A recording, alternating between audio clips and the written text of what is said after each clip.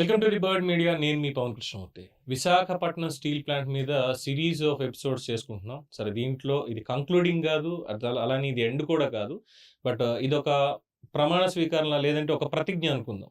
ఎందుకంటే Visakhapatnam steel plant ఎంప్లాయీస్కి ఉన్నటువంటి నిబద్ధత ప్రభుత్వంలో ఉన్నటువంటి పెద్దలకి, కేంద్రంలో ఉన్నటువంటి వాళ్ళకి, ఆఫ్ కోర్స్ ఎస్, సిగ్గుచేటు మన ప్రజలకు కూడా లేదేమో అని అనిపిస్తోంది. అయితే దీనికి సంబంధించి అసలు ఏం చేస్తే బాగుంటుంది? 2030 సంవత్సరానికల్లా విశాఖ స్టీల్ ప్లాంట్ని దేశంలోనే అగ్రగామిగా నిలబెట్టాలి అన్నటువంటి ఒక అభిప్రాయాన్ని, అట్ ద సేమ్ టైం దీనికి మా ఎంప్లాయీస్ ఏం చేస్తాం అనే దానికి కొన్ని నిర్దిష్టమైనటువంటి పాయింట్స్ చెప్తున్నారు కేవీడి ప్రసాద్ గారు. అవి వారి బాటలోనే తెలుసుకుందాం. సార్ చెప్పండి సార్. గవర్నమెంట్ని వదిలేయండి. గవర్నమెంట్ని వదిలేయండి అంటే వాళ్ళని పని చేయించకూడదు, ఇంకోటిని కాదు. మీరేం చేద్దాం అనుకున్నారు? అసలు ఇప్పుడు ఈ మాట ఇంకొకళ్ళు ఎవరు మాట్లాడకూడదు. అంటే నాలాంటి ఇంకొక జర్నలిస్టో, లేదంటే ఇంకొక అనలిస్టో, లేదంటే ఒక పొలిటీషియనో, లేదంటే గాలికి పోయి ఎవడైనా సరే వచ్చి మళ్ళీ విశాఖపట్నం స్టీల్ ప్లాంట్ అమ్మేస్తున్నారు, విశాఖపట్నం స్టీల్ ప్లాంట్ని ప్రైవేటీకరణ చేసేస్తున్నారు, విశాఖపట్నం స్టీల్ ప్లాంట్ పూర్తిగా మూతపడిపోతుంది, ఇలాంటి మాట ఒక్కళ్ళు కూడా మళ్ళీ మాట్లాడకూడదు భవిష్యత్తులో అంటే ఏం చేయాలి? ఏం చేస్తే ఇదంతా కూడా క్లియర్ అవుతుంది అంటారు? సార్, ఇది ఖచ్చితంగా ప్రభుత్వం చేతిలో ఉంది సార్. విశాఖపట్నం స్టీల్ ప్లాంట్ని పబ్లిక్ సెక్టర్లోనే ఉంచాలి. ఎందుకు పబ్లిక్ సెక్టర్లో ఉంచాలనే దాని మీద మనది మిశ్రమ ఆర్థిక వ్యవస్థ అయితేనే మన దేశ పరిస్థితులకు అనుగుణంగా. గతంలో సార్ రష్యా కమ్యూనిస్ట్ కంట్రీలో రొట్టెల కోసం కొట్టుకున్నారు సార్. అమెరికా క్యాపిటలిస్ట్ కంట్రీలో అంతర్యుద్ధాలు అయినాయి సార్. 2-3 ఆర్థిక మాంద్యాల్లో కూడా మనం నిలబడ్డాం సార్. మన తిండి మనం పండించుకున్నాం, మనం తినగలిగాము, మనం అట్లీస్ట్ ఆ మినిమం ఫెసిలిటీస్ని కంటిన్యూ చేసుకోగలిగాం అంటే because of public sector and private sector రెండు ఉండబట్టే. అవి లేని వ్యవస్థలో ఈ రోజుకి నిన్న ఎయిర్లైన్స్ సంక్షోభం ఇప్పుడు కూడా నడుస్తుంది. ఒక కైండ్ ఆఫ్ బ్లాక్ మెయిలింగ్ నడుస్తుంది. అంటే సేఫ్టీని కూడా ఒక రకంగా గవర్నమెంట్ సేఫ్టీని ఇంప్లిమెంట్ చేయాలనుకున్నప్పుడు కూడా అంటే గవర్నమెంట్ మీద వ్యతిరేకత తెచ్చే విధంగా అక్కడ ఎయిర్లైన్స్ అంటే ఎంత ధైర్యం ఉండాలి సార్. కరెక్ట్. ఎందుకు ఆ ధైర్యం ఎక్కడి నుంచి వచ్చింది? ఆల్టర్నేటివ్ లేదు. అలాగే రేపు ఇప్పుడు సిమెంట్లో కూడా అదే జరుగుతుంది, ఫార్మాలో కూడా అదే జరుగుతుంది. అంటే ఫార్మా అంటే ఒక్కసారి పడిపోదు కాబట్టి 50 రూపాయలు 100 రూపాయలు ఎక్స్ట్రా అయినా కూడా ఇది బేర్ చేసుకుంటాం. కానీ ఇవాళ రోజున కూడా చాలామంది ఇబ్బంది పడుతున్నారు, కానీ అది ఎవరు కూడా బయటికి రారు. సిమెంట్ రంగంలో కూడా ఒక రింగ్ ఫామ్ అవటం, రేట్లు పెంచేయటం, కంపెనీలు దానికోసం కంపెనీలు చిన్న చిన్న కారణాలకి లే ఆఫ్లు ఇవ్వటం, లాకౌట్లు ఇవ్వటం, ప్రొడక్షన్ తగ్గించినట్టు చూపించటం. జనవరిలో ఉన్న ప్రొడక్షన్కి మార్చిలో ప్రొడక్షన్కి 100 రూపాయలు తేడా వస్తాము. మేలో ప్రొడక్షన్, జూన్లో ప్రొడక్షన్ 100 రూపాయలు తేడా వస్తుంది. అంటే ఓవరాల్గా చూసుకున్నప్పుడు బల్క్లో. కానీ ఎందుకు సిమెంట్ ఎందుకు పెరిగిపోద్ది? డిమాండ్ వచ్చినప్పుడు ఏం చేస్తారు రేటు. స్టీల్ కూడా పెరుగుతుంది, ఈవెన్ పబ్లిక్ సెక్టర్లో కొంత పెరుగుతుంది. మీకు ఒకటే ఎగ్జాంపుల్ చెప్తాను sir. Last year because of coal crisis వల్ల, గంగవరం పోర్ట్ స్ట్రైక్ వల్ల మేము సింగిల్ ఫర్నేస్కి వచ్చినప్పుడు, ఇదే గవర్నమెంట్ మారిన గవర్నమెంటే ఉంది, సింగిల్ ఫర్నేస్కి వచ్చినప్పుడు ఎందుకు టన్ను 10 నుంచి 15,000 రూపాయలు రీబార్, అంటే రీబార్ అంటే హౌస్ కన్స్ట్రక్షన్ వాడే రీబారు, లాంగ్ ప్రోడక్ట్, ఎందుకు 10 నుంచి 15,000 రూపాయలు పెరిగిపోయింది? ఎందుకు కంట్రోల్ చేయలేపాం గవర్నమెంట్? ఎందుకు అంటే మేజర్ ఒక దగ్గర ఒక 3 మిలియన్ టన్నుల ప్రొడక్షన్ స్టీల్ ప్లాంట్లో ఆగిపోయింది. ఎప్పుడైతే అక్కడ ఆగిపోయిందో ప్రైవేట్ ప్లేయర్స్ పెంచేశారు. రేపు ఫ్యూచర్లో కూడా అదే జరుగుద్ది. సరే, వాళ్ళు మీరు ఎన్ని ప్రోడక్ట్ తీసుకున్నప్పుడు, అంటే ఏదైనా ఏ రంగం తీసుకున్నప్పుడు హైవేలు, రన్వేలు, వీటిల్లో ఎంత స్టీల్ వాడుతున్నారు? హౌస్ కన్స్ట్రక్షన్ టన్ను కనుక రేపు 1,00,000కి రీచ్ అయితే సింపుల్గా ఒక స్క్వేర్ ఫీట్ 500 to 600 పెంచుతాడు బిల్డరు. అది ఎవరి మీద పడుద్ది? ప్రజల మీదే కదా భారం పడుద్ది. అన్ని రంగాల్లోనూ అదే జరుగుద్ది సార్. స్టీల్ పెరిగితే అన్ని రంగాల్లోనూ స్టీల్ని వాడే ప్రతి దగ్గర కూడా అక్కడ భారం పెరుగుద్ది. స్టీల్ లేకుండా ఏది లేదు. సెయిల్ తాలూకు slogan, there is a little bit of steel in everybody's life. అందరి లైఫ్లోనూ స్టీల్ ఉంది. అలాంటి స్టీల్ని కంట్రోల్లో పెట్టాలంటే ఖచ్చితంగా గవర్నమెంట్ రంగం అనేది ఉండాలి. మేము దానికి ఏం చెప్తున్నామంటే స్టీల్ అథారిటీ ఆఫ్ ఇండియా లిమిటెడ్లో విలీనం చేయమంటున్నాం. ఇది తిరిగి అందులోంచి వచ్చింది, అందులో కలిపేయండి. ఎందుకంటే అది ప్రొఫెషనల్ వేలో అవుద్ది సార్. కరెక్ట్. మీకు ఒక లక్ష్మీ మిల్స్ అనేది కోయంబత్తూరులో 90s బ్రహ్మాండమైన ప్రాఫిట్స్ వచ్చి వాళ్ళు స్టీల్ ప్లాంట్ పెట్టారు. బట్ వాళ్ళ వ్యాపారం వేరు, స్టీల్ వాళ్ళు రన్ చేయలేపారు. అది 2-3 చేతులు మరి ఇప్పుడు జిందాల్ చేతికి వెళ్ళి బ్రహ్మాండంగా ఫ్లరిష్ అయింది. Because Jindal family is in to steal, వాళ్ళు అందులో మాస్టర్స్. అట్లనే steel authority of India limited అనేది స్టీల్లో మాస్టర్. అది అందులో మమ్మల్ని కలుపుకుంటున్నాం. అందులో కూడా కొన్ని లోపాలు ఉన్న చెక్స్ అండ్ బ్యాలెన్సెస్ ఉంటాయి సార్. ఎక్కడైనా ఉంటాయి కామన్. పబ్లిక్ సెక్టర్లో, పర్టికులర్గా పబ్లిక్ సెక్టర్లో మంచి ఎఫిషియన్సీ ఉన్న పైన టాప్ లీడర్షిప్ ఉన్నప్పుడు, లేకపోతే స్టీల్ మినిస్ట్రీలో మంచి ఆఫీసర్స్ ఉన్నప్పుడు ఖచ్చితంగా ఎవరన్నా తప్పు చేస్తే దాన్ని వాళ్ళు చూసి ఆపుతారు. ఒక బోర్డు ఉంటుంది, ఆ బోర్డులో డిస్కషన్స్ అవుతాయి. అలాగే మినిస్టర్, ఆయన ఇన్వాల్వ్మెంట్ ఉంటుంది. Above all prime minister of India. So ఇవన్నీ ఫైనాన్స్ మినిస్టర్, ఇన్ని చెక్స్ అండ్ బ్యాలెన్సెస్ ఉన్నప్పుడు ఎక్కడన్నా తప్పు జరిగినా కూడా యూనియన్స్, అసోసియేషన్స్ మేము తీసుకెళ్తాం వాళ్ళ దృష్టికి. ఇది తప్పు జరిగింది. ఇప్పుడు మొన్న ఉత్పత్తికి 3 పెడుతూ ఇచ్చారు సార్, అది అగైన్స్ట్ ఇల్లీగల్. అది నేను డీపీకి వెళ్ళి చెప్పా. If that is the case, ఇది ప్రైవేట్ సెక్టర్లో పెడితే ఎవరికైనా చెప్పుకోగలరా? మీకు 2018లో ఉమెన్ నీడ్ నాట్ అప్లై అని చెప్పేసి ఒక నోటిఫికేషన్ వచ్చింది మా దగ్గర. ఎందుకు అప్పుడు నైట్ షిఫ్ట్లో వస్తే ఇబ్బంది అవుద్ది, అందరూ వాళ్ళే వస్తేని ఒక ఆఫీసరు తప్పు, ఆయన రాంగ్ వేలో ఆలోచన చేస్తే సర్క్యులర్ ఇచ్చారు. నేను రిప్రజెంట్ చేశాను. కాకపోతే నేను కోర్టుకి వెళ్ళాను. ఇమ్మీడియట్గా కంబైన్డ్ ఏపీ హైకోర్టులో దాన్ని కొట్టేశారు. మీరు ఖచ్చితంగా ఇవ్వాల్సిందే అన్నారు. అంటే ఈ చెక్స్ అండ్ బ్యాలెన్సెస్ ఉండాలి అంటే పబ్లిక్ సెక్టర్లో ఇది ఉండాలి. Next steel authority of India లిమిటెడ్ని ఎక్స్పాండ్ చేయమంటున్నారు. ఎక్స్పాండ్ చేయమన్నప్పుడు వాళ్ళు ఫ్రెష్గా 0 నుంచి చేసుకుంటే అది కూడా ఖచ్చితంగా లాసుల్లోకి వెళ్తుంది. లాస్ట్ 5 yearsలో మేము వెళ్ళినట్టు వాళ్ళు లాసుల్లోకి వెళ్ళారు. కానీ క్యాప్టివ్ మైన్ని వాళ్ళు అమ్ముకోమని చెప్పేసి 19లో వాళ్ళకి స్పెషల్ పర్మిషన్ ఇచ్చారు. అది ఇవ్వకపోతే steel authority of India limited లాస్లోనే ఉండేది. నెక్స్ట్ పబ్లిక్ సెక్టర్ దగ్గర డెవలప్మెంట్, పెరిఫరల్ డెవలప్మెంట్ మనం ఎక్స్పెక్ట్ చేయని రీతిలో అవుద్ది. మీరు అదే విశాఖపట్నం స్టీల్ ప్లాంట్ చూడండి, అదే దీనికి 3 రెట్లు ఉన్న తోరంగాల దగ్గర చూడండి, ఎక్కడ ఎక్కువ డెవలప్ అయింది, ఎక్కడ ఎక్కువ మంది దాని మీద ఆధారపడి బతుకుతున్నారు. మీరు ఈ మధ్య రామ్మోహన్ నాయుడు గారు ప్రవేశపెట్టిన లాస్ట్ సెషన్లో చేసిన సివిల్ ఏవియేషన్ బిల్లు ఆయన ఒకటి చెప్పారు. ఒక జాబ్ ఇన్ అంటే బ్రహ్మాండంగా ఈ మధ్యకాలంలో జరిగిన ఫ్రూట్ఫుల్ చర్చల్లో అదొక బిల్లు ఒకటి. ఒక job, direct job in civil aviation create 6.5 jobs అని చెప్పారు. అదే స్టీల్లో ఒక direct job in steel public sector creates more than 20 jobs sir. మరి ఇది కదా మనం ఇవ్వాల్సింది, ఉపాధి కదా ఇవ్వాల్సింది. 45 కోట్ల యువత ఉన్నప్పుడు వాళ్ళకి ఇవ్వాల్సింది ఉపాధి. ఆ ఉపాధి రావాలనుకున్నప్పుడు డెఫినెట్గా steel authority of India limited స్ట్రాంగ్గా ఉండాలి. ఇప్పుడు దాన్ని వీక్ చేసే ప్రయత్నమే రేపు వీక్ అవుతుందండి. వాళ్ళు ప్రయత్నం చేయట్లా, వాళ్ళు స్ట్రెంగ్తన్ చేద్దామని వాళ్ళకి ఉండొచ్చు. ఇక్కడ నేను ఒకటి చెప్తాను sir, no one is master in every field. Mao సెట్టింగ్ ఎంత బలమైన నాయకుడు సార్ ఆయన, ప్రపంచ గతిని మార్చేసిన నాయకుడు. కేవలం ఒక పిచ్చికలను చంపేయాలని ఒక పిచ్చి నిర్ణయం తీసుకున్నందువల్ల 3 కోట్ల మంది చచ్చిపోయారు సార్. అంటే అప్పుడు ఓకే, మిడతలు చంపేయాలి, ఎలకలు చంపేయాలి, నల్లులు చంపేయాలి, ఈగలు చంపేయాలి, పిచ్చుకలను చంపేయాలని చెప్పేసి పెడితే అవి అన్నం ధాన్యం తినేస్తున్నాయని ఎవరో చెప్పారు ఆయనకి. నిజమే కదా, కనపడుతుంది ధాన్యంతో పాటు కనపడిన పురుగులను తినేస్తుంది అనే విషయాన్ని ఆయన మర్చిపోయారు. దాన్ని బలవంతంగా పెడితే మొత్తం దొరికిన పిచ్చుకుని దొరికినట్టు చంపేశారు. ఇమ్మీడియట్గా కరువు వచ్చింది. వితిన్ 3 yearsలో. ఇమీడియట్గా అందరూ హ్యాపీగా ఉండొచ్చు, ఒక 6 నెలలు 3 నెలలు ఒక పంట వరకు బాగుండొచ్చు. తర్వాత పురుగులు వచ్చేసినాయి, తర్వాత కరువు వచ్చి 3 కోట్ల మంది చచ్చిపోయారు సార్. అన్నం తిరగక 3 కోట్ల మంది చనిపోవటం అంటే అది చిన్న మాట కాదు కదా. అలాగే ఇక్కడ తీసుకుంటున్న స్టీల్ని మాకు స్ట్రాటజిక్లో పెట్టకుండా ఉండటం అనేది డెఫినెట్గా it is not going to help the nation in future.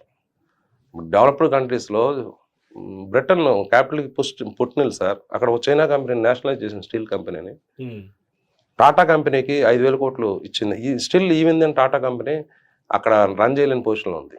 మెటల్లో 3 కంట్రీస్లో మూసుకున్నారు. సో ప్రైవేట్ కంపెనీలకు వస్తే లాభాలు వచ్చేస్తేనే అది అబద్ధమే. ఇక్కడ కూడా భూషణ్ స్టీల్ నమ్మారు, ఎస్ఆర్ స్టీల్ అయిపోయింది. నెక్స్ట్ అప్పులు అంటున్నారు. ఎవరు ఇస్తున్నారు అప్పులు, ఎవరికి ఇస్తున్నారు అప్పులు? అప్పులు ఇచ్చే స్టీల్ ప్లాంట్కి అయితే తీర్చే స్టీల్ ప్లాంటే కదా. ప్రజల మీద ఏం భారం పడదు. స్టీల్ ప్లాంట్ మీద అరే స్టీల్ ప్లాంట్కి 20,000 కోట్లు అప్పిచ్చారు కాబట్టి మీ మీద ఇన్కమ్ ట్యాక్స్ పెంచుతున్నాం అని గవర్నమెంట్ పెట్టదు. గవర్నమెంట్ బడ్జెటరీ కాదు, గవర్నమెంట్ లోన్ తెచ్చుకోవడం ప్రతి కంపెనీ చేస్తుంది. మాకన్నా ఎక్కువ జందాలకి, మాకన్నా ఎక్కువ టాటాలకి అప్పులు ఉన్నాయి. అది అప్పు లేకుండా ఏ బిజినెస్ నడవదు సార్. అయితే దాన్ని ఎలా చేయాలి, దేనికి వాడాలనేది ఇంపార్టెంట్. మా దగ్గర దాన్ని సక్రమంగా ఈ మధ్య కాలంలో మెయింటెనెన్స్ అనేది కీలకం సార్. ఇన్ టైం మెయింటైన్ చేయాలి, కొత్త ఎక్విప్మెంట్ కావాల్సింది తెచ్చుకోవాలి. అలాగే రా మెటీరియల్ని అన్ఇంటరప్టెడ్గా తెచ్చుకోగలగాలి. అలా అని చెప్పేసి రా మెటీరియల్ అని దానికి మన ఐరన్ ఓర్ బదులు పెలెట్స్ కొనటం అనేది డెఫినెట్గా it is not going to help పర్టికులర్గా steel plant, Visakhapatnam steel plant. అంటే మీరు ఒక కాస్ట్లీ స్టీల్ తయారు చేస్తుంటే దాని రా మెటీరియల్ కింద మీరు కొంచెం కాస్ట్లీ రా మెటీరియల్ వాడచ్చు. బట్ మంది prime steel, low cost steel, Visakha steel ప్లాంట్లో ఉన్న ప్రోడక్ట్ మిక్స్ అనేది లో కాస్ట్ మిక్స్. అంటే రీబార్స్, యాంగిల్స్, ఛానల్స్, కొన్ని వాల్యూడెడ్ ప్రోడక్ట్స్ మాత్రమే, ఆటోమొబైల్ గ్రేడ్ మాత్రమే కొంచెం కాస్ట్ ఎక్కువ ఉంటాయి. మిగిలినవి కూడా నార్మల్గా బేసికల్గా necessity, so normal human person కొనుక్కోవాల్సి డే టు డే లైఫ్లో వాడేది. సో ఈ స్టీల్కి అంటే ఇట్స్ లైక్ దోశ వేయటానికి మనం బాస్మతి రైస్తో దోశ వేస్తే ఎట్లా ఉంటుంది, మనం ఏదో రేషన్ బియ్యాన్నో నూకలను వాడతాం. ఇప్పుడు అది జరుగుతుంది. ఓకే. మా డిజైన్ ఏమన్నా సెంటర్ ఫైన్స్ నుంచి తీసుకొచ్చి సెంటర్ని తయారు చేసి మా డిజైన్ అది 80-20. ఇప్పుడు దానిలో 24% మేము 25% 20% పెలెట్స్ వాడేస్తామంటే కాస్ట్ ఆఫ్ ప్రొడక్షన్ పెరిగి ఇప్పుడు ఎంప్లాయీస్ ఎక్కువ ఉన్నారని చెప్పేసి ఒక 2% శాలరీస్ కాస్ట్ తగ్గించారు సార్. మరి కాస్ట్ ఆఫ్ ప్రొడక్షన్ ఫర్ రా మెటీరియల్స్ 10% పెంచేశారు, 15% పెంచేశారు. అది ఎట్లా, how it is going to help RNL to get profits? ఇప్పుడు మీకు ఇప్పుడు సేల్లో ఒకటి జరుగుతుంది, ఎక్స్పాన్షన్ అక్కడ బన్పూర్లో చేస్తున్నారు కదా, అక్కడ పెలెట్ ప్లాంట్ 800 కోట్ల పెలెట్ ప్లాంట్ మొన్నే చూశాను. 4 million ton capacity of pellet plant. అదే పెలెట్ మేము తయారు చేసుకుంటే 7,000-8,000 తయారైపోతుంది మాకు. ఐనూరు కనుక తెచ్చుకుని ఫైన్స్ తెచ్చుకుని చేసుకోగలిగితే. అప్పుడు మేము దాన్ని 12,000 పెట్టి బయట ఎందుకు కొనుక్కోవాలి? 11,500 పెట్టి బయట కొనుక్కుంటే మరి ఆ 3-4 వేలు ఎవరి మీద పడుద్ది? ఆ మీదే పడుద్ది కదా. సో ఇది ఈ కైండ్ ఆఫ్ రా మెటీరియల్ మీద ఎక్స్పెండిచర్ తగ్గించుకుని ఎంప్లాయీ ఫ్రంట్లో ఇవ్వాల్సిన, మేము ఆల్రెడీ 2007 జీతాల మీద ఇప్పుడు చాలామంది ఉన్నారు సార్, ఎక్స్ఐఏఎస్లు మాట్లాడుతున్నారు, రకరకాల ఆఫీసులు మాట్లాడుతున్నారు, బోల్డ్ మంది మాట్లాడుతున్నారు. ఎవరు 2007 వేజ్ రివిజన్ మీద ఇంకా ఉన్నారు చెప్పండి? నా బేసిక్ 2007 బేసిక్ సార్, దాన్ని బేస్ చేసుకుంది. సో ఇప్పటివరకు దాంట్లో చేంజ్ అనేది లేదు అసలు. అంటే దాన్ని 3 సంవత్సరాలు ప్రాఫిట్స్ అన్నారు. మేము వస్తాయేమో ఆశతో 2021లో ఉన్నాం సార్. ఎప్పుడైతే ప్రైవేటేషన్ ప్రకటించారో మాకు బ్యాంక్ లోన్స్ తగ్గిపోయినాయి. మాకు బయట నుంచి కస్టమర్స్ సప్లైర్స్ ఆటోమేటిక్గా, ఇప్పుడు మునిగిపోయిన ఆవుల మీద ఎవడు పెట్టుబడి పెడతారు సార్? ఏమో మా డబ్బులు ఎందుకంటే సప్లైర్స్ వెనక్కి వెళ్ళారు. మేమన్నా కాన్వర్ట్ సిచ్యువేషన్లో బయట రేట్ పెంచి కొనుక్కోవాల్సి వచ్చింది. రకరకాల ఇబ్బందులు మాకు వచ్చినాయి. ఇప్పుడు ఈ ప్రజెంట్ పరిస్థితి నుంచి బయటికి రావడానికి గవర్నమెంట్ పరంగా పెద్దలు ఉన్నారు కాబట్టి ఇది సెయిల్లో కలపమంటున్నాం. సెయిల్లో కలిపే వరకు ఇంకోటి చేయాలి సార్. ఇప్పుడు సబ్సిడీ అనేది ఇప్పుడు మిట్టలకి రేపు పెట్టబోయే కంపెనీలకి, మిట్టలనే కాదు, ఈవెన్ గూగుల్కి గూగుల్కి ఇంచుమించు 20,000-25,000 కోట్లు డిఫరెంట్ కైండ్స్ ఆఫ్ సబ్సిడీస్ ఇచ్చారు అంటున్నారు. అది డెఫినెట్గా దేశ అభివృద్ధికి ఉపయోగపడుతుంది కాబట్టి ఇవ్వచ్చు, తప్పలేదు. మరి మాది కూడా దేశాభివృద్ధి కదా సార్.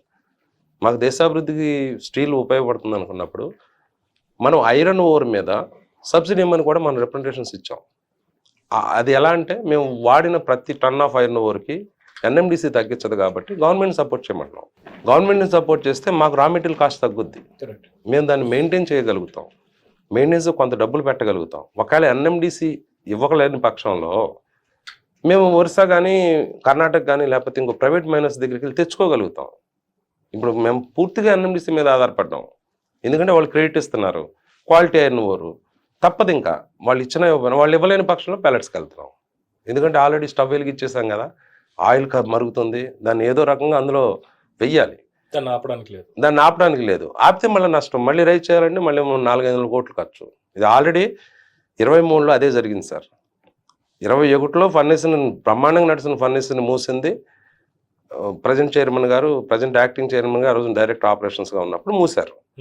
తర్వాత 23లో డిసెంబర్లో మళ్ళీ అగైన్ రైజ్ చేస్తారు. అప్పుడు కూడా రా మెటీరియల్ లేకుండా రైజ్ చేస్తారు.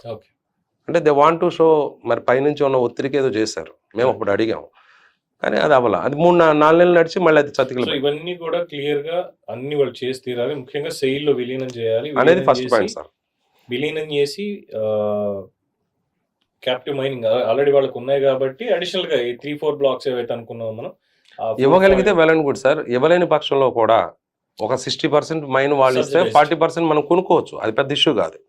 ఎందుకంటే అది ఈవెన్ జందాలు కూడా వాళ్ళ దగ్గర ఉన్న మైన్ ఉన్నా కూడా బయట నుంచి కొంటారు, అది పెద్ద ఇష్యూ కాదు సార్. సో ఇందాక ఆల్రెడీ మనం గత ఎపిసోడ్ లో కూడా మొత్తం అన్ని చెప్పుకున్నాం, ఏవైతే ఎంప్లాయీస్ ఇష్యూస్ ఉన్నాయో వాటిని క్లియర్ చేయాలి. అట్ ద సేమ్ టైం అవును సార్, బ్రెయిన్ డ్రైన్ని అర్జెంటుగా కనుక అరికట్టకపోతే స్టీల్ ప్లాంట్ని మీరు తర్వాత 1,00,000 కోట్లు కాదు కదా 5,00,000 కోట్లు ఇచ్చినా కూడా overnight we cannot produce technocrats. Right. ఖచ్చితంగా. ఎందుకంటే ఇక్కడ ఒకటి చెప్తాను sir, leadership important sir. Pawan Kalyan గారు డిప్యూటీ సీఎం అవ్వగానే ఒక యువ ప్రతిభావంతులైన అధికారి అని చెప్పి ఆయన కేరళ నుంచి తెచ్చుకున్నారు. కృష్ణతేజ గారా కృష్ణతేజ. ఎందుకు? He believes in that in him. ఆయన బ్రహ్మాండంగా అక్కడ చేస్తున్నారు కాబట్టి నా దగ్గర ఉంటే, నా పంచాయతీరాజ్లో ఉంటే ఇంకా బ్రహ్మాండం నేను చేయగలుగుతాను. మరి మాకు కూడా లీడర్ కావాలి కదా sir. Government not only for government, ఇప్పుడు చీఫ్ సెక్రటరీ గారిని తెచ్చుకున్నారంటే సీఎం గారు ఆయన పనితీరు మీద ఉండే కదా. అవును. సో లైక్ దట్ ప్రతి ఎవ్రీవేర్ ఇప్పుడు కొత్త జిల్లాలు ఇచ్చారు, ఎంఆర్ఓలతో నడపరు కదా, ఐఏఎస్ని తీసుకొస్తారు కదా. అవును. అని ప్రతి దగ్గర కూడా ఆ విధంగా ఒక ప్రొఫెషనల్ క్వాలిఫికేషన్ ఉన్న వాళ్ళని, సూటబుల్ పీపుల్ని, సూటబుల్ డిజిగ్నేటెడ్ పీపుల్ని తెచ్చుకున్నప్పుడు ఆర్ఐఎన్ఎల్కి ఎందుకు ఉండట్లేదు? That is our prime question. ఆర్ఐఎన్ఎల్కి అలాగే మాతో ఎందుకు ఎవరు కూడా ఎందుకు వచ్చి మాట్లాడారు? ఇంకొకటి ఇది ఫస్ట్ నుంచి అడుగుదాం అనుకున్నాను సార్. ఆర్ఐఎన్ఎల్కి సిఎండిగా పనిచేసినటువంటి వాళ్ళు తెలుగు వాళ్ళు ఎవరు ఉన్నారా ఇప్పటిదాకా? ఎందుకు లేరు సార్? ఎంతమంది ఉన్నారు సార్? అవుట్ ఆఫ్ శివసాగర్ రావు గారు చేశారు, మధుసూదన్ రావు గారు చేశారు, మధ్యలో ఇన్ఛార్జిగా కొద్ది కాలం 1 month ఎంతో సిఎప్ఆర్రావు గారు చేశారు. ఇక్కడ తెలుగు హిందీ అనేది కాదు సార్. ఇక్కడ అంటే నేను ఎందుకు అడిగానని నేను చెప్తాను నేను దాని తర్వాత. సో ముగ్గురు యాజ్ పర్ రికార్డ్ మనకి పనిచేసినటువంటి వాళ్ళు టాప్ మేనేజ్మెంట్ అంటే ఇంకా సిఎండి అంటే సిఎండి డైరెక్టర్ గా చాలా మంది తెలుగులు చేశారు. డైరెక్టర్లు వేరు. కేకే రావు గారు సిఎండి అంటే డెసిషన్ మేకింగ్ లో హైయెస్ట్ పవర్ ఉన్నటువంటి వాళ్ళు. ఈక్వల్లీ డైరెక్టర్స్ తో సంప్రదించే మాక్సిమం సిఎండీస్ అందరూ డెసిషన్ తీసుకుంటారు సార్. రీసెంట్ పాస్ట్ లో మాత్రమే ప్రైవేటైజేషన్ ప్రకటించాక మాత్రమే డైరెక్టర్స్ డెసిషన్స్. అది మా ప్రీవియస్ హెచ్ఆర్ డైరెక్టర్ అయితే నాకు తెలిసి ఏది కూడా ఫార్వర్డ్ చేయలేదు. ఈవెన్ మా రిప్రజెంటేషన్ తీసుకోవడానికి కూడా ఆయన చివరి 6 నెలల్లో రిప్రజెంటేషన్ కూడా తీసుకోలేదు. ఓకే. సో ఇక్కడ చైర్మన్తో పాటు డైరెక్టర్లు కీలకం. తెలుగు వాళ్ళు డైరెక్టర్లు చాలా మంది చేస్తున్నారు. అట్లనే ఇక్కడ హిందీ తెలుగు అనేది కాదు సార్. ప్రీవియస్ చాలా మంది ఎఫిషియెంట్ గా పనిచేస్తున్న వాళ్ళ వల్లనే స్టీల్ ప్లాంట్ ఈ రోజున. అంటే ఇప్పుడు ఎందుకు ఇది మాట్లాడుకోవాల్సి వస్తుంటే ఇదే మళ్ళీ నేను ప్రాంతీయ భేదాలు, భాషా భేదాలు ఇదేం చెప్పడానికి కాదు సార్. ఎంప్లాయీస్ ఆల్రెడీ మాట్లాడుకున్నాం, ప్రాఫిట్ అండ్ లాస్ మాట్లాడుకున్నాం, ఓవరాల్ ఏం జరుగుతుందని మాట్లాడుకున్నాం సార్. నిజంగా ఇప్పుడు జరుగుతుంది ఏంటంటే ఇక్కడ 2 సామెతలు చెప్పుకోవాల్సి వస్తుంది. ఒకటి కుక్క పని కుక్క చేయాలి, గాడిద పని గాడి చేయాలి అనేది. రెండోది వచ్చేసి ఈ హైరార్కీ లెవెల్లో ఏదైతే జరుగుతుందో ఇప్పుడు నాయకత్వం కావాలని ఏదైతే అన్నారో దానికి సంబంధించినప్పుడు కుక్కను చంపాలి అంటే పిచ్చిదని ముద్ర వేయాలి. సో ఇది కూడా స్టీల్ ప్లాంట్ మీద జరుగుతుంది అనేది ముందు నుంచి మాట్లాడుకునేటువంటి అంశం. సో ఈ రెండు ఎందుకు గుర్తొస్తున్నాయంటే సరైనటువంటి నాయకత్వం పైన ఉన్నటువంటి వాళ్ళు, గతంలో ఉన్నటువంటి వాళ్ళకి, ఇప్పుడు వస్తున్నటువంటి వాళ్ళకి, ప్రజల్లో ఉన్నటువంటిది నేను ముందుకు తీసుకొస్తాను. మరి ఎంతవరకు యాక్సెప్ట్ చేస్తారో లేదు తెలియదు. దాదాపు ఒక 10 years నుంచి స్టీల్ ప్లాంట్కి సంబంధించి వివరాలు మాట్లాడుకుంటున్నప్పుడు ఎక్కువగా ఒరిస్సా నుంచి అని, లేదంటే ఎక్కువగా మధ్యప్రదేశ్ నుంచి అని, నార్త్ సైడ్ నుంచి ఎక్కువ ఈ సిఎండీలు అనేది రావడం, లేదంటే డైరెక్టర్ బోర్డ్స్లో ఎక్కువగా ఉండడం, డెసిషన్ మేకింగ్ మొత్తం వాళ్ళదే ఉండడం, వాళ్ళే లేబర్ని కూడా అవసరమైతే అక్కడ నుంచి తీసుకొచ్చి వాళ్ళ స్టేట్స్ నుంచి ఇక్కడ పెట్టి కాంట్రాక్ట్లను ఇంకోట్లను వాళ్ళే చేయించడం, వాళ్ళే మళ్ళీ బయటికి వెళ్ళి ఈ కాంట్రాక్ట్ వర్క్స్కి ఏవైతే ఇస్తారో వాళ్ళ మనిషినే పెట్టి టెండర్లో పాల్గొనేలా చేయడం, ఇవన్నీ చేయడం చేసి ఎక్కడో ఒక ఇందాక మీరు అన్నటువంటి కమ్యూనికేషన్ గ్యాప్ కావచ్చు, లేదు అంటే మిగతా అన్ని రకాలుగా కలిసి వచ్చేదానికి ఏంటంటే విశాఖ లాభాల్లో ఉన్నదాన్ని నష్టాల్లోకి పంపించడం ఎలా అనే దాని మీద ఒక క్రాష్ కోర్స్ చేశారు వీళ్ళందరూ. లేదు సార్, ఇప్పుడు ఒక మాట బయట గట్టిగా మాట్లాడతారు. అట్లా కాదు సార్. ఎందుకంటే ఒకసారి వన్స్ డైరెక్టర్గా కానీ చైర్మన్ కానీ రిటైర్ అయిన తర్వాత ఆయనకి మాకేం సంబంధం ఉండదు సార్. వాళ్ళేమి ఇక్కడ మా నిర్ణయాలను ఏమి ప్రభావితం చేయరు, మా మేనేజ్మెంట్ నిర్ణయాలను ఏమి ప్రభావితం చేయరు. ఇంకా చెప్పాలి అంటే ఏదైనా హుదూద్ లాంటి కష్టంలో వచ్చి వాళ్ళు ఫిజికల్గా కూడా వచ్చి నిలబడి సజెషన్స్ ఇచ్చారు. ఎందుకు రీసెంట్ గంగవరం పోర్టు టైంలో కూడా ఈడీ గారు నాగరాజన్ గారు అని ఆయన is expert in cocoa one. నా 380-400 పుషింగ్లు చేసే కోకో వన్స్ 140 బేస్ మినిమంకి వచ్చినప్పుడు భయపడ్డాం అందరం. ఒకటి కోకోన్ పడిపోతుంది, అంటే కోకోన్ ఎక్విప్మెంట్ కొలాప్స్ అవుద్ది. 2 గ్యాసెస్ ఏమన్నా లీక్ అయితే కంట్రోల్ చేయలేకపోతే ఎక్స్ప్లోజన్స్ అవుతాయి, లేదంటే యాక్సిడెంట్స్ అవుతాయి. గ్యాస్ లీక్ అయితే చాలామంది చనిపోతారు. అంటే ఎక్విప్మెంట్ మనం హ్యాండిల్ చేయగలమా అంత లోలో అనేది ఉన్నప్పుడు ఆయన వచ్చి 4 రోజులు మా ప్లాంట్లు కూర్చొని ఎలా చేయాలని ఆయన వాస్ట్. సార్ మా steel plant HR first 3 million ton 40 years back టెక్నాలజీని కన్స్ట్రక్ట్ చేశారు, కమిషన్ చేశారు, 110%, 120% ప్రొడ్యూస్ చేశారు. సెకండ్ 4.3 million టన్ని కన్స్ట్రక్ట్ చేశారు, కమిషన్ చేశారు. ప్రొడక్షన్ కూడా ఆల్మోస్ట్ 80-90% వరకు తీసుకొచ్చారు 2 సార్లు. సో ఇంత వాల్యుబుల్ బ్లెండ్ అనేది మా దగ్గర ఉంది సార్. కరెక్ట్. దానికి వాల్యూ కట్టలేము సార్. దాన్ని ఇప్పుడు నిర్వీర్యం చేసి బయటికి తోసేసి, అంటే ఒక పెద్ద మర్రి చెట్టుని దే ఆర్ షింకింగ్ అండ్ బాన్సాయిన్ చేస్తున్నారు. లోపల స్టేక్ హోల్డర్ అన్న వాడిని ఎవరిని కూడా, అంటే అయితే కొంతమంది వెక్స్ వెళ్ళిపోతున్నారు, కొంతమంది నా టెన్యూర్ అయిపోయింది బాబు అని తట్టబట్ట సర్దుకున్నారు, కొంతమందిని మెడబట్టి గంటేస్తున్నారు, కొంతమందిని వెళ్ళిపోయే విధంగా చార్జ్ షీట్లు, సస్పెన్షన్లు, షోకాజులు.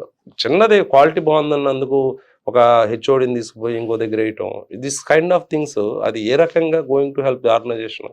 అది కాదు కదా. సో ఇవన్నీ కూడా మారాలి. అవన్నీ మారాలంటే ఒక స్ట్రాంగ్ లీడర్షిప్ రావాలి, రైట్. ఒక పాజిటివ్ లీడర్షిప్ రావాలి. ఒక స్టీల్ మేకింగ్లో ఉన్న టాప్ ఒక్కళ్ళు కాదు సార్. మేము ఇప్పుడు మాకు ఇండిపెండెంట్ పోస్టులు డైరెక్ట్ పోస్టులు ఖాళీ ఉన్నాయి, రెగ్యులర్ డైరెక్ట్ పోస్టులు ఖాళీ ఉన్నాయి. ఫస్ట్ ఆఫ్ ఆల్ వీళ్ళందరికీ ఏ డిపార్ట్మెంట్ వాళ్ళందరూ ఓవరాల్గా ఉంటారు. డైరెక్టర్ ఆపరేషన్స్ నుంచి ఓవరాల్గా ఉంటారు. ED works, ED services, ED maintenance, వాళ్ళు ఒక చిన్న స్టెప్ తక్కువ, బట్ దేనికైతే ఉంటారు. సో వాళ్ళందరూ ఉండాలి సార్. వాళ్ళే రేపు డైరెక్ట్ చెప్పగలరు. డైరెక్టర్ ఆపరేషన్స్కి నేను ఒక సీనియర్ మేనేజర్ చెప్తే ఆయన ఎండు అంతే కదా సార్. ఒక డీజీపీని ఒక డిఎస్పీ క్వశ్చన్ చేయగలరా? లేదు కదా. ఎస్ బాస్ అని అంటాం. నా మనసులోది మీరు గనక నాకన్నా చాలా పెద్ద పోస్టులు ఉన్నవాళ్ళు అంటే నేను ఇంత ఓపెన్గా మాట్లాడలేను. అది హ్యూమన్ నేచర్. అది నా పక్కన ఒక డిజిగ్నేషన్ ఉంటే నేను ఇవాళ జనరల్ సెక్రటరీ కాబట్టి నేను వచ్చి మాట్లాడగలుగుతాను. నేను నార్మల్ మెంబర్ అయితే నేను మాట్లాడలేను, ఎందుకంటే నా భయం నాకు ఉంటుంది. సో అది చాలా ఇంపార్టెంట్ సార్. ఆ హైరార్కీ మెయింటైన్ అవ్వాలంటే ఇమీడియట్గా promotion policy with effect from నేషనల్గా ఇవ్వాలి. ఇవ్వలేని పక్షంలో ఎందుకు ఇప్పుడు ఇంత స్టేట్ గవర్నమెంట్ ఎంత ఇబ్బందులు పడుతున్నారు. ఇంకా పంచాయతీరాజ్ ప్రమోషన్స్, ఆర్టీసీ ప్రమోషన్స్, ఎక్కడ ఏది ప్రమోషన్స్ ఆపుతారు సార్? ఆపితే ఆటోమేటిక్గా ఆ ఎఫెక్టివ్గా పనిచేయడానికి వాళ్ళకి వీలుగా ఉండదు, అథారిటీ ఉండదు. ఫస్ట్ ఆఫ్ ఆల్ ఇంట్రెస్ట్ ఉండదు. ఈ రెండిట్లో ఏది లేకపోయినా వ్యవస్థ దెబ్బతింటది. రైట్ సార్, అది ఉండాలి. Thank you very much Prasad గారు. సో ఈ కమిట్మెంట్ తోటి మీరు అందరూ ఉన్నారు, మరి వీళ్ళ కమిట్మెంట్ ని ఫుల్ఫిల్ చేసుకుంటారా లేనది లెట్స్ సీ. సో ఇంకొకటి sir, first of all immediate గా they should start recruitment sir. Recruitment start చేయాలి. ఇక్కడ 2 బాధ్యతలు ఉన్నాయి సార్. అక్కడ నిర్వాసితులు ఉన్నారు, వాళ్ళకి ఇవ్వాలి. ఇక్కడ వేకెన్సీస్ ఆర్ దేర్. ఇది నిర్వాసితులు అన్నది అలాగే ఇంకా కొన్ని విషయాలు ఉన్నాయి సార్. నేను ఎందుకు ఇందులో కలపలేదు అంటే, వాటిని ఇందులో కలిపాను అంటే పబ్లిక్ ఇంకా డీవియేషన్ అయిపోతుంది. వాటన్నిటి మీద సపరేట్ గా ఒక్కొక్క సబ్జెక్ట్ నేను చెప్తాను. ఎందుకంటే నిర్వాసితులు ఇప్పటిది కాదు, కురుపాం రాజుల దగ్గర నుంచి మొదలు పెట్టుకురావాలి కాబట్టి. బట్ ఒకటి సార్, నేను చాలా కంపెనీలు చూసాను సార్. స్టీల్ ప్లాంట్ లో ఉన్న నిర్వాసితులు చాలా మంచోడు సార్. కట్టుబట్టలతో బయటకు వెళ్ళిపోయారు. బట్ వాళ్ళు ఎవరు కూడా, నేను పాస్ట్ నా 38 years ఆఫ్ నా స్టీల్ ప్లాంట్ RNL సర్వీస్లో, 36 ఆఫ్ RNL సర్వీస్లో నిర్వాసితులు కొంచెం ఆబ్సెంటీసులు కొద్దిమంది ఉంటారేమో, కానీ మిగిలిన వాళ్ళందరూ లోపలికి వచ్చి బ్రహ్మాండంగా పనిచేశారు సార్. వాళ్ళ రోలు ఇందులో ప్లాంట్ అభివృద్ధిలో వాళ్ళ రోలు చాలా కీలకం సార్. ఇప్పటికి కూడా కాంట్రాక్ట్ లేబర్గా 50% వాళ్ళే ఉన్నారు, నాన్ ఎగ్జిక్యూటివ్లో 50% వాళ్ళే ఉన్నారు. వాళ్ళు కంపెనీని ప్రొటెక్ట్ చేసుకుంటారు సార్. రీసెంట్గా అదేదో సబటేజ్ దిస్ కైండ్ ఆఫ్ కొన్ని అన్ఫార్చునేట్ ఎలిగేషన్స్ వచ్చినాయి, కానీ ఫెరోషియస్గా ఉన్న రోజుల్లో కూడా ఒక నట్టు కూడా ఇప్పలేదు సార్ ఎవరు. స్టీల్ ప్లాంట్ని బయటికి వెళ్ళిన తర్వాత కూడా వాళ్ళకి మా డిపార్ట్మెంట్లో ఖాళీ ఉంటే ఎందుకు మా హార్ట్మేట్లు ఎందుకు రావట్లేదు సార్ అని ఈ రోజుకి నాకు కాల్ చేస్తారు sir, including contract labour. Sir మా మిల్ అయిపోయింది సార్, ఎప్పుడు వస్తుంది సార్ మెటీరియల్, ఎలా వెళ్ళి కూర్చోవాలంటే మాకు బోర్ సార్.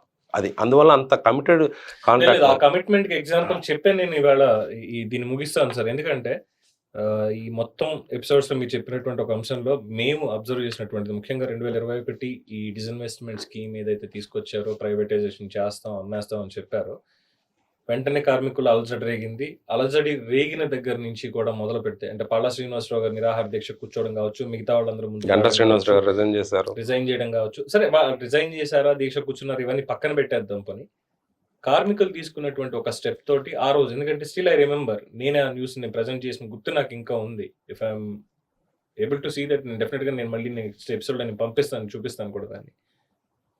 3 రోజులు కష్టపడి పని చేసినటువంటి దానికి 3 ఫర్నేస్లు పనిచేసి ఆ పర్టికులర్, సరే ఆ రోజు లాభాలు ఏంటి అనేది కూడా లెక్కేసుకున్నట్టయితే, నిన్నటి దాకా నష్టం వచ్చింది అని చూపించినటువంటి వాళ్ళకి, మాట్లాడిన వాళ్ళకి చెప్పుతో కొట్టినట్టుగా సమాధానం. ఆ 3 రోజులు ఇదిగో మేము పని చేస్తే ఇలా ఉంటుంది, మాకు మెటీరియల్ ఇవ్వండి, మమ్మల్ని పని చేయనివ్వండి, ఎలా చేయాలో అలా చేయనివ్వండి అని చెప్పి చాలా బలంగా చెప్పారు. ఇప్పుడు కూడా అదే కమిట్మెంట్ ని RINL, రాష్ట్రీయ ఇస్పాత్ నిగమ్ లిమిటెడ్ అని వాళ్ళు పేరు పెట్టినా, అది మనది, మన విశాఖ ఉక్కు, ఆంధ్రుల హక్కు. మళ్ళీ దానికి పూర్వ వైభవాన్ని మేము సాధించి పెడతాం. భవిష్యత్తులో కూడా అది నిరాటంకంగా, నిర్విరామంగా ఇలాగే పనిచేస్తూ దేశాన్ని నిర్మించడంలో కీలక పాత్ర పోషిస్తుంది. దానికి ఇగో ఈ చిన్నపాటి చర్యలు తీసుకోండి అని అడుగుతున్నారు వాళ్ళు. ఇది తీసుకోవాల్సినటువంటి బాధ్యత ప్రభుత్వాల మీద ఉంది, వాళ్ళు తీసుకునేలా చేయాల్సినటువంటి బాధ్యత మన ప్రజల మీద కూడా ఉంది. సో ఇక నిర్ణయాధికారం ప్రజలదని చెప్పడంలో ఏమాత్రం అతిశక్తి లేదు. ఫైనల్ గా ఒక్క విజ్ఞప్తి సార్, సేలం 2022 నుంచి దాన్ని నమ్ముతా ఉన్నారు, రకరకాల ప్రయత్నాలు జరిగినాయి. భద్రావతి కూడా బోర్డులో కూడా మూసేసే ఉన్నారు. దుర్గాపూర్ విషయంలో కూడా అదే జరిగింది. బట్ ఆ మూడిటి మీద కూడా గత 2 దశాబ్దాలుగా అనేక రకాలుగా తయారైంది. బట్ ప్రస్తుతం ఉన్న పరిస్థితుల్లో కుమారస్వామి గారి నాయకత్వంలో మూడిటికి కూడా ఫండ్ ఇచ్చి రైజ్ చేస్తున్నారు. ఎప్పుడు కూడా తమిళ ప్రజలు గానీ, కన్నడ ప్రజలు గానీ, బెంగాల్ వాళ్ళు గానీ, లేకపోతే అక్కడ లోకల్ లీడర్స్ గానీ, అక్కడ ఎంప్లాయీస్ పని చేయలేదు అనేది ఏ రోజు మాట్లాడలేదు సార్. అది కేవలం విశాఖ ఉక్కు విషయంలో. అంటే ఇక్కడ అంటే దురదృష్టకరం, విచారకరం ఏంటంటే ఇది ఒక పొలిటికల్ ఎజెండా అయిపోయింది సార్. మేము అందరినీ కూడా దయచేసి విజ్ఞప్తి చేసేది ఒకటే, సపోర్ట్గా నిలబడండి. లేని పక్షంలో కనీసం వాస్తవాలు తెలుసుకోవడానికి విశాఖ ఉక్కు రండి. మేము అక్కడ ఉన్నాం, మేము చెప్తాం వాస్తవాలు. తెలిసి తెలియని విధంగా మీరు మాట్లాడి మా తాలూకు, మాకు కూడా ఫ్యామిలీస్ ఉన్నాయి సార్. రియల్గా ఏడుస్తూ మాట్లాడిన వాళ్ళు ఉన్నారు సార్ నాతో. కరెక్ట్. అంటే ఒక 30 సంవత్సరాలు కష్టపడితే ఒక పెళ్ళికి వెళ్తే ఎరా మీరు పని చేయరంటారు కదరా అని అంటే, అతని ఫ్యామిలీతో ఉన్న వ్యక్తి నైట్ షిఫ్ట్లు రిటైర్ అయ్యే రోజు వరకు కూడా నైట్ షిఫ్ట్లు చేస్తున్న ప్యాడర్ ఉంది అక్కడ. వాళ్ళ మానసికంగా ఎలా ఉంటారు సార్? మాకు రా మెటీరియల్ ఇస్తే ఇచ్చినంత వరకు మేము మీకు అది కూడా ఇచ్చాను. లాస్ట్ ఇయర్ 29% అని చెబుతున్న మంత్రి గారు, లేకపోతే ముఖ్యమంత్రి గారు, లేకపోతే నాయకులు అందరూ, కానీ ఆ 29% వచ్చిన మంత్లో మాకు సింగిల్ ఫర్నెస్ 100% మేము ప్రొడ్యూస్ చేసాం. కరెక్ట్. సో ఇక్కడ రకరకాలుగా ఉంటాయి కానీ, బట్ ఇక్కడ ఎంప్లాయీస్ డిగ్రేడ్ చేయకండి దయచేసి. Never sir, never. ఎవరో అనే మాటకి ఒక 5 to 10% ప్రతి దగ్గర ఉంటారు, దాన్ని కూడా మేము కాదనం, మా దగ్గర కూడా ఉంటారు. బట్ అలా అని చెప్పేసి అందరినీ సంస్థ దానివల్లే మీ వల్లే అంటే సార్, రిటైర్ అయిన తర్వాత పైలాన్ దగ్గర నిలబడి ఏడ్చిన వాళ్ళని నేను చాలా మందిని చూశాను సార్. ఈ రోజుకి నాకు వచ్చే కాల్స్లో, మార్నింగ్ మెసేజెస్లో ఏదైనా సంస్థ గురించి వస్తే కనీసం 3-4 ఈడీ స్థాయి వ్యక్తులు నాకు మెసేజ్లు పెడతారు. కేవీడీ వాట్స్ హ్యాపెనింగ్, ఎంత పెయిన్ఫుల్గా ఉంది, ఎందుకు ఇలా జరుగుతుంది. నెక్స్ట్ ఇక్కడ ఒక ఆక్సిజన్ బ్లాస్ట్ అయ్యి 19 మంది చనిపోయిన సందర్భంలో కూడా మేము ప్రొడక్షన్ ఆపలేదు సార్, మేము తీస్తానే వచ్చాం. ఆ రోజున ఒక టీవీ, నేను పేరు చెప్పాను, ఆయన వచ్చి హీ ఎక్స్పెక్టెడ్ ఏ లాట్. ఇదేంటిది 19 మంది చచ్చిపోతే ఎవడూ లేడు ఇక్కడ అంటే మీకన్నా, అంటే ఆయన ఏంటంటే అక్కడ వచ్చేసి హాస్పిటల్ అద్దాల పాల్గొ, ఈ wanted some kind of sensation. లోపల ప్లాంట్ అది ఎక్విప్మెంట్ వదిలేసి రాలేము సార్. హెచ్పిసిఎల్ యాక్సిడెంట్ అయినప్పుడు కంట్రోల్ రూమ్లో కూర్చుని పెడతారు ఒక operator. That kind of commitment public సెక్టర్లో ఉంది సార్, ఈ రోజుకి ఉంది. మా RNAలో అది మరింత ఎక్కువ ఉంది.